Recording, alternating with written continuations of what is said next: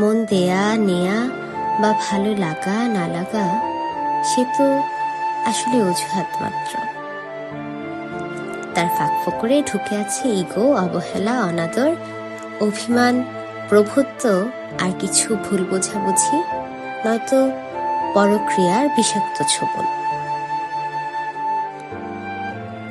কখনো কখনো অভিমান এসে বাসা বাঁধে রাজ্যের অভিযোগ নিয়ে।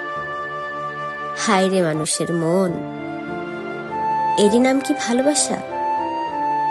নাকি ভালোবাসার নামে স্বার্থের লীলা খেলা? এ কোনো রং তামাশা? বিশ্বাসের কোনো দাম নেই এখানে? জীবনের তামাম যোগ বিয়োগটাই কি তাহলে ভুল?